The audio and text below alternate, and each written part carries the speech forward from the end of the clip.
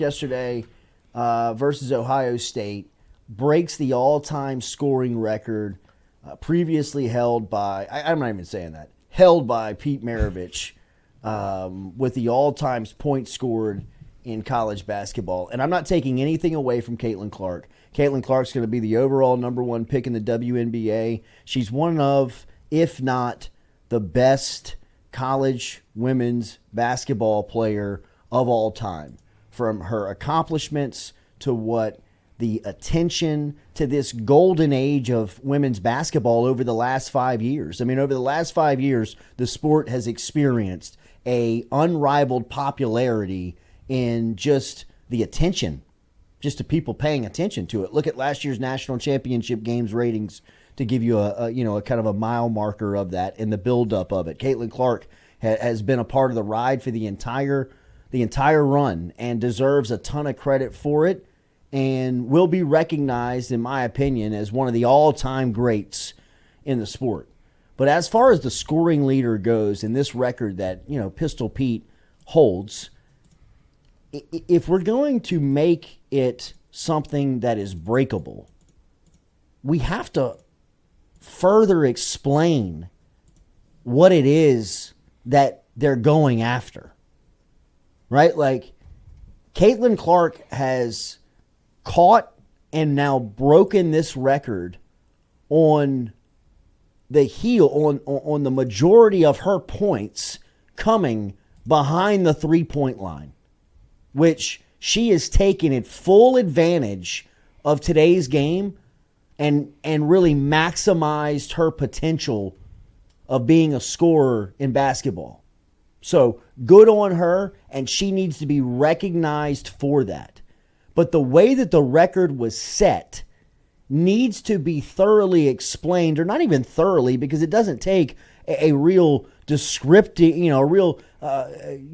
graphic description to tell you what Pete Maravich did. He broke he scored the over 3,000 points in 3 years without the three-point line, averaging 40 points a game. I mean, in my opinion, the record should sit on a shelf by itself with a huge asterisk around it that says if you get this record, you have to do it in a certain time period, or you have to do it in a certain amount of games, or you have to do it in a certain amount of time that equates to how this thing was set.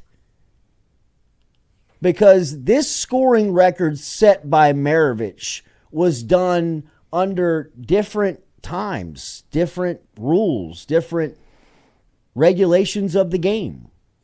And again, I am not discrediting what Caitlin Clark has achieved in women's college basketball.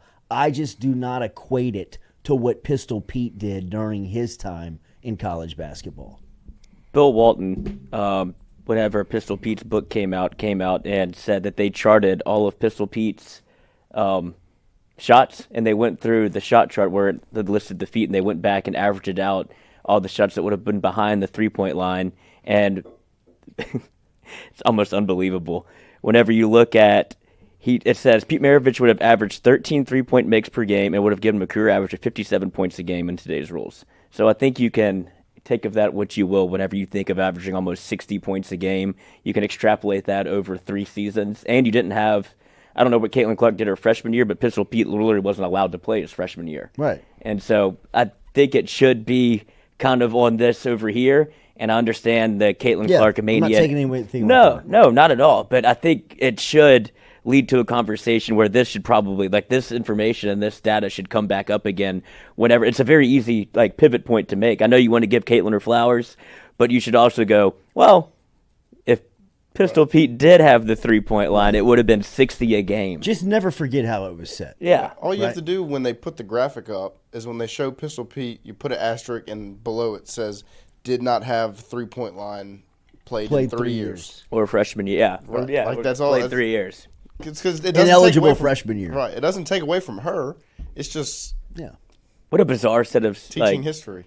Yeah, exactly. Because remember, we faced this last year when the Antoine Davis kid came close, and he had the COVID year and the Detroit extra guy, year. Gosh. He had the extra year, and then he ended up missing it by 2 points. Yes. And then they wanted to play one more game that Right, didn't count. Yeah, they really would. They made a run for it. But I think you just have to go. I mean, the game wasn't the same, literally. You didn't have one of the most, I would think now, the most important shot in basketball, and he was making him 13 times a game. Obviously, he shot a lot, but Right. Stab was the coach, and I'm the best player here. But he was making it. What was the other plan? Pete. Well, there was a page that was showing how many shots he made and attempted versus she made and she attempted, and all this is just showing she shoots more 3-pointers. Yeah. Like the shot is worth another point. Again, I mean, like it's just the facts. Right. I mean, it's not, and you know, I mean, the debate probably rages a little bit more down here in Baton Rouge and around LSU, and that's fine. I mean, I get it that we're in the forest here. All right, because if you're Iowa, you go, I mean, why does it even matter? It was so so far long ago that they didn't even have a 3-point line. I could see both sides of it, but Caitlin Clark, flopper all time. Huge. Flopper. Huge.